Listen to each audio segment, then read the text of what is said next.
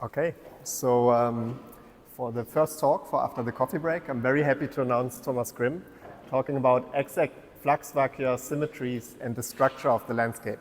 Thank you, Thomas. Thanks a lot, Thorsten, for the introduction. Well, first of all, thanks to the organizers, Timo and the other co-organizers for setting up this very nice and exciting conference here in Hamburg. It's great to be back, and thanks for inviting me to present our work here.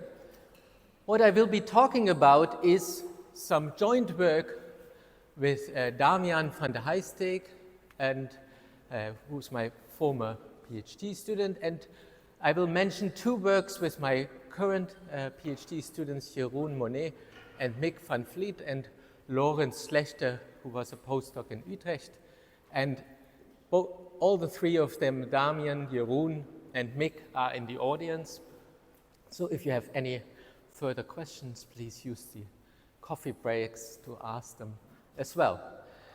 So I will talk about exact flux vacua and symmetries and the structure of the landscape, and I will start with some general introduction. And the basic idea is to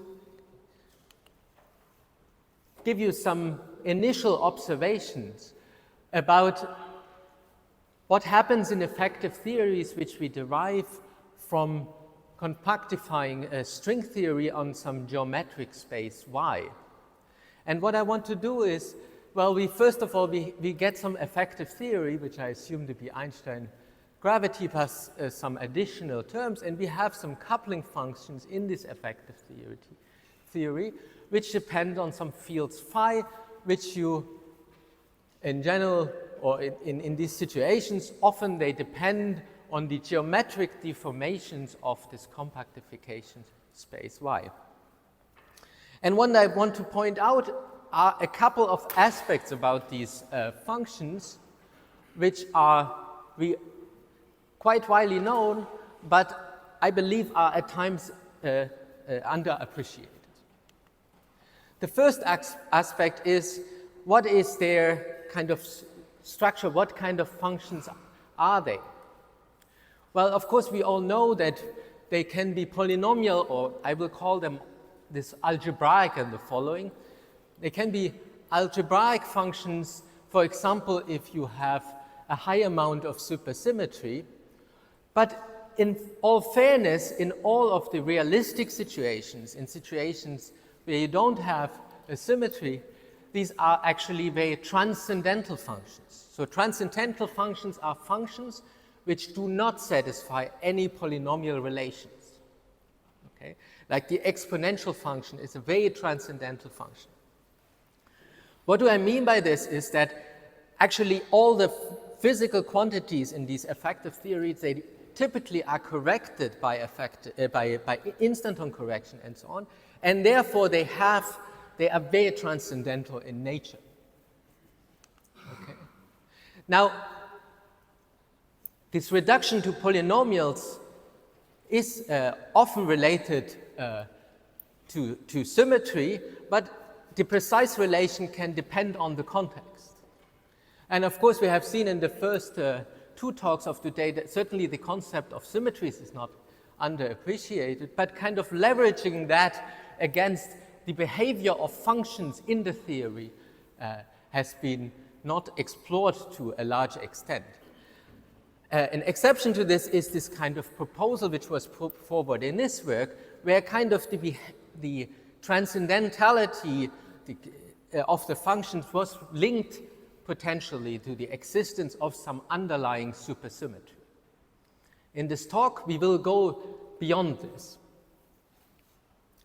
A second aspect, which is well known, but maybe one should appreciate more, is that actually the only parameters we are allowed to choose in these effective actions are integers, are discrete things. Okay. This is just from the very basic fact that string theory doesn't have any real free parameters. Once we put things on a compact space, everything is just quantized. Okay? Examples of this are the fluxes on the topological data of our manifold. A third aspect is also something which we know quite well, that whenever we compute an effective action, that the functions are not too wild. Okay? So we all know this from experience, but quantifying what this really means is a very non-trivial task. And this is what I was putting forward some time ago, that the right way of quantifying this is the framework of tame geometry of homonymal structures. So this is the principle which states why these or how these functions are not too wild. Okay? And what I want to describe in this talk is how these three concepts come together to teach us about the structure of the landscape. Okay? So we want to leverage our understanding of the properties of the scalar potential which arises from string theories to uncover universal patterns or universal structure in the vacuum landscape. Okay? And the key point is these universal structures will appear away from the boundaries. So over the last many years or several years, a lot of work was focused on studying the theories near the boundary. What we now want to do is we want to move into the moduli space and see if there are also special points inside the moduli space, in the bulk of the moduli space. Now, while what I said in the first slide is general, I believe is general, I need a concrete setting where I can now implement these ideas and check that this leads to something interesting. And the concrete settings will be something which we all quite familiar with, namely flux compactifications of type 2B and F theory. This has a long history, and I just refer here to some older reviews on the subject. What I will describe in the talk is essentially a really exciting connection between three, maybe not immediately clearly linked aspects, namely how symmetries of the compactification manifold are related to transcendentality or algebraicity. So remember, transcendentalities was like this thing with a lot of exponential correction, and algebraicity are polynomials of the scalar potential and the distribution of vacua inside the moduli space. To be even more concrete, what I will be talking about are these F-theory compactifications on Calabi-Yau fourfolds, where we allow for some flux G4, and this will be the integer. So this will be the integer freedom in our discussion. Of course, it's not just one integer, it's a whole lattice of integers. Yeah? It's in general, it will be physically constrained, right? If it is a compact manifold, the flux has to kind of cancel, and there is this tadpole condition. And we already know the scalar potential for this flux, which takes on this form and which was computed quite some time ago.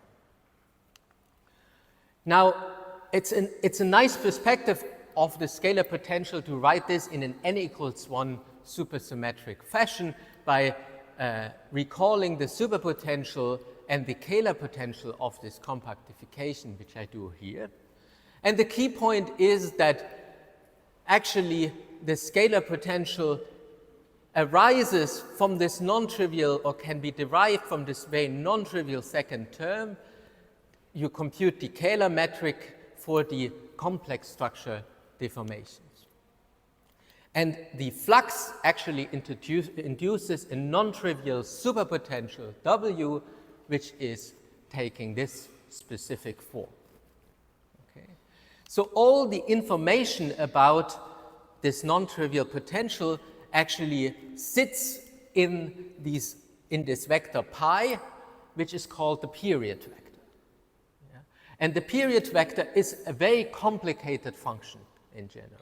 It's very hard to compute, but it satisfies some of the requirements. So recently it was shown that it's not too wild, it's a tame function.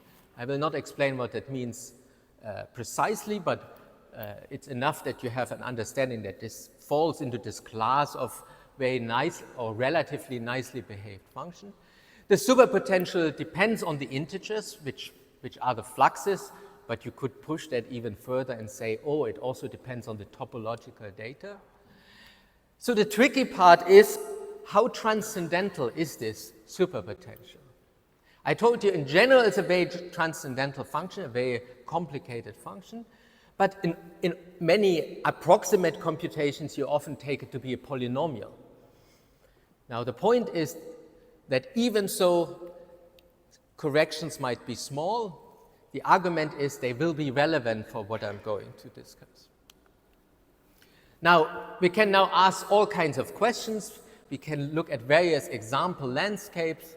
And in this talk, for example, we can look at the landscape of vacua, which have W equal to 0. We can look at Minkowski vacua, or we can look at vacua, which are ADS, or something like this. Okay.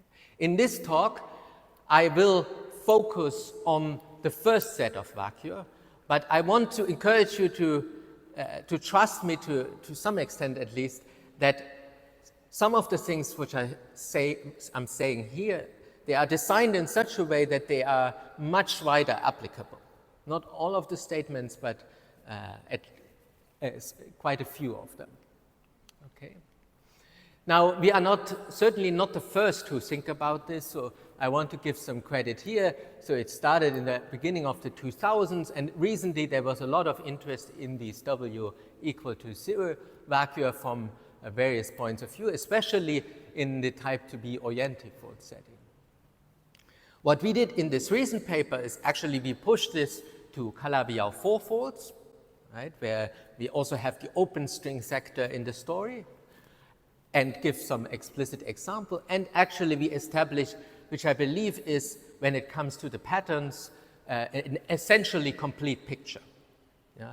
While these authors here, for example, they observed something curious, but there was no precise understanding what is happening there. They observed already some algebraic reductions and so on, but didn't have a precise understanding why this is happening.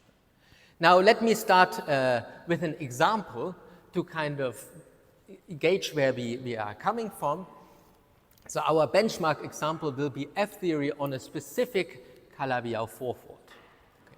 I don't want you to understand now the details of this construction of this Calabi-Yau fourfold, but see kind of these messages reoccurring again in this specific example.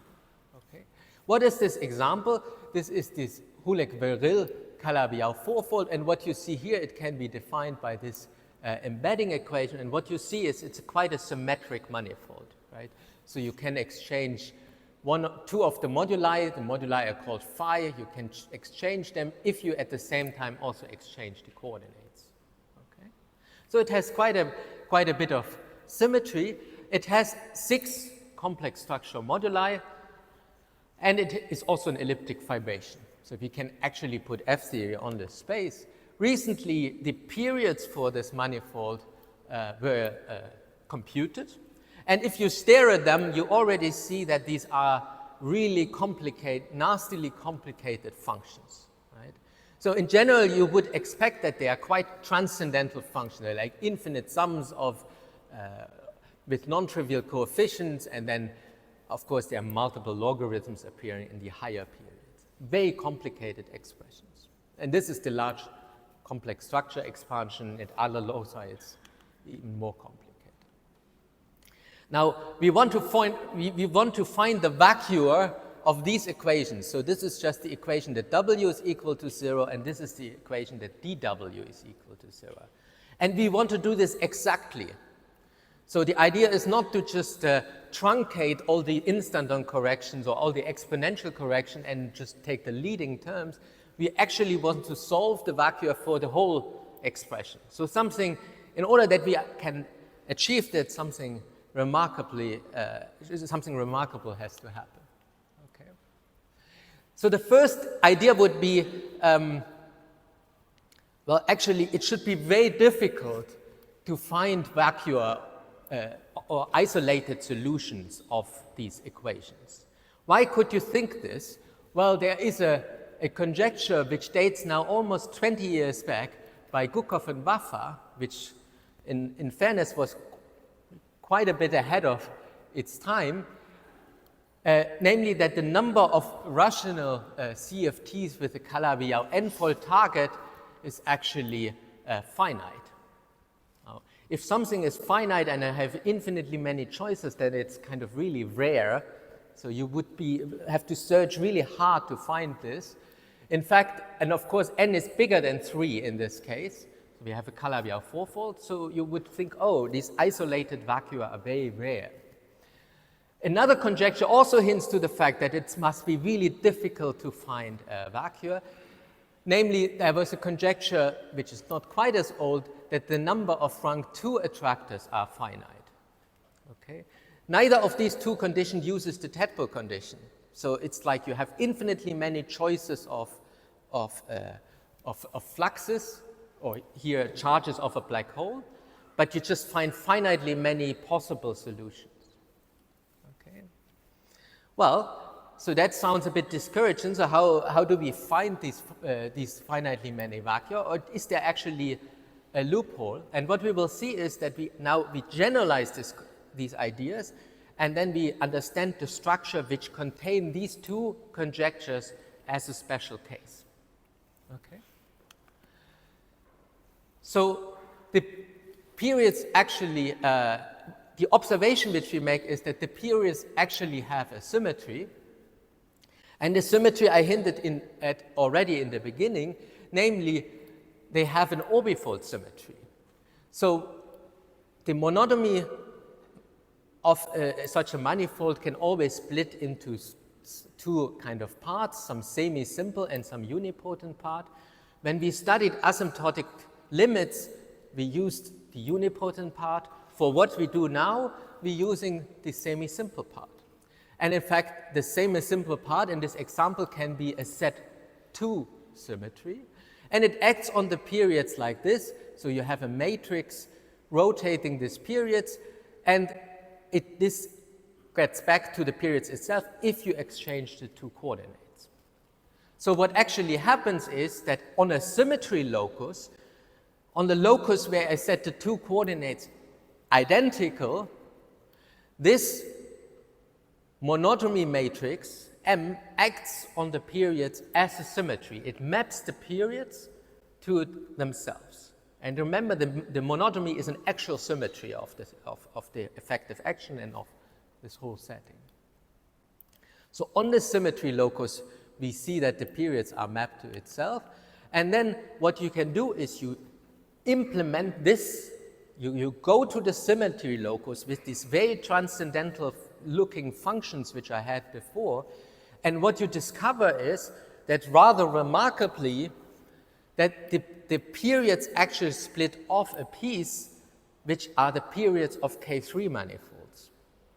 But the periods of K3 manifolds, after using the K3 mirror map, are in fact algebraic. They are just polynomial.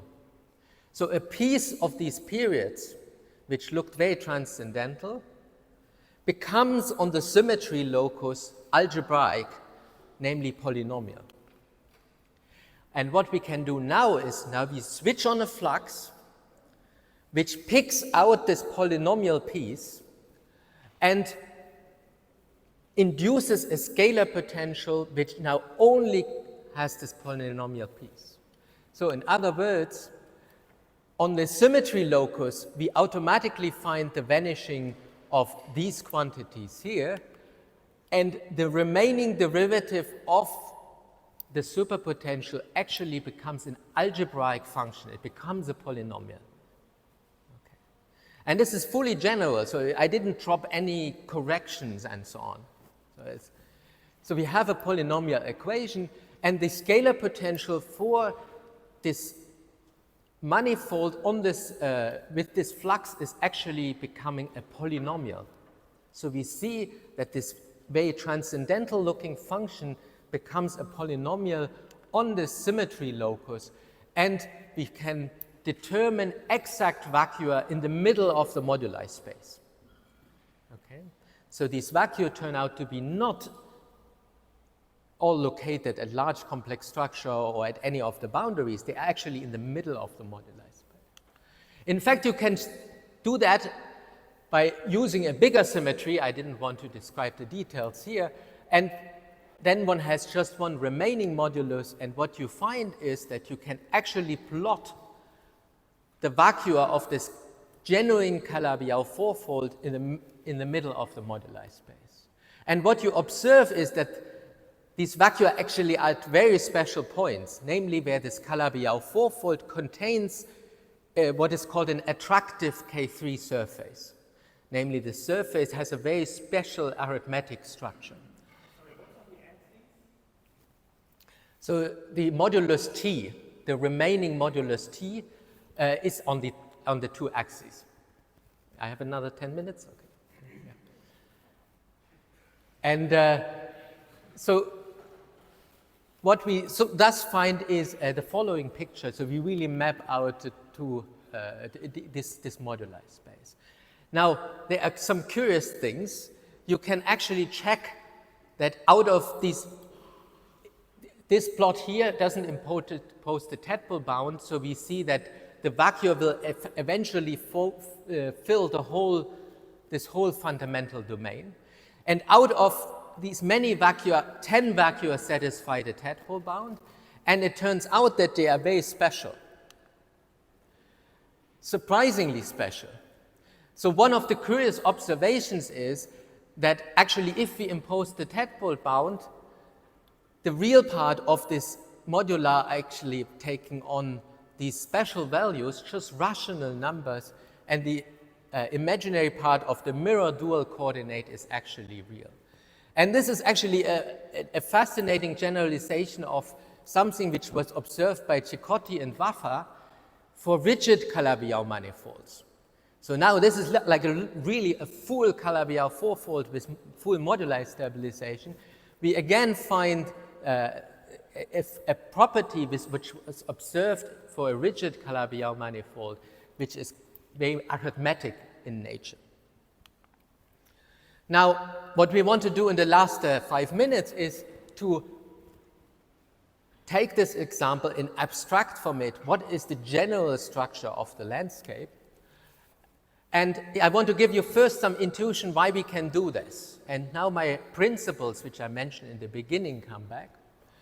So we want to search for W equal to 0 vacua. So we have to solve an overdetermined system. So we have W equal to 0, and we have to take the derivative of W equal to 0.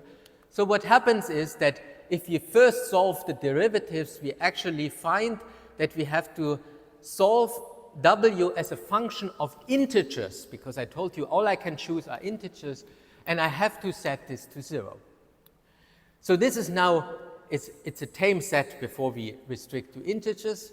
It's often transcendental, but it might reduce its transcendentality on certain loci, and it needs to be solved over the integers. And so why can we now make progress on this? This is exactly what one discusses in mathematics in the theory of unlikely intersection, which is part of the ongoing tameness revolution, which led, for example, to the proof of the André-Oort conjecture. So what is the idea? I have a very transcendental function, and this transcendental function has to hit the integers. And the intuition is that this must be happening very rarely, right? While a polynomial can be easily solved over some rational numbers, an exponential, a function which has exponentials inside, hardly hits the integers, right? So you hardly get intersection points here. Unless this function actually has secretly some algebraic parts. So it actually reduces to something polynomial, and then suddenly you see that, oh, now suddenly it can hit the integers very often. Okay? So this can be formalized in what is called the Pila-Wilke theorem, which is kind of the core feature of many of the recent breakthroughs. And if you want to search for it, the essential part are the so-called Ax-Scharnow theorems, which are not that old in Hodge theory. So the key lies now in understanding the transcendentality of the periods. Now what Vacua already suggested, kind of from abstracting from the André-Oort conjecture, is that a transcendentality jump happens after K3. That fits precisely with our intuition what happens with supersymmetry. These lead to highly supersymmetric theories, while there is low supersymmetry coming from these things. So there is a transcendentality jump here, and kind of what is finite here should become not so constrained on this side of the story. While this is true for rational CFT, we need a better measure of transcendentality, and this was recently provided, which is the level of the Hodge structure. So this is something which you can compute for a given locus, and you should think about this now as what we did in the asymptotic limits. We now do a classification of the loci inside the moduli space. So in the various loci inside the moduli space, you can associate an integer number to it, which I call L, and it measures the transcendentality of the periods at a generic point of this locus. What you then can compute is that if I take the generic point in the moduli space of a K3 surface, elliptic curve, or any product of these, I actually find level L equals to 1, so very low level. While if I take Calabi-Yau 3-folds and Calabi-Yau 4-folds and go to a generic point in the moduli space, I find level bigger than 3.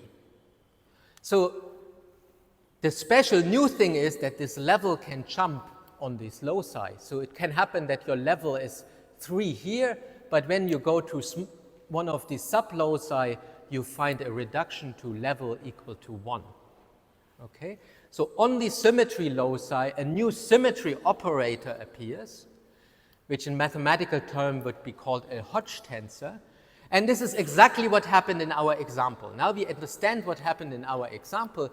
On the orbifold locus, a new symmetry operator appeared, namely a specific Hodge tensor, and this enforces the level to jump from 3 to a lower number, namely equal to 1. A flux in this general picture can also be understood as a symmetry operator and makes the level jump to a lower level at times. And now comes the key point, and this is essentially my last slide, is that one can now classify and explain what happens at these various levels. If the level is 3 or higher, we find only a finite number of enhancement locus and a finite number of flux vacua that are not on any symmetry locus. So this fits also with the Vacua conjectures.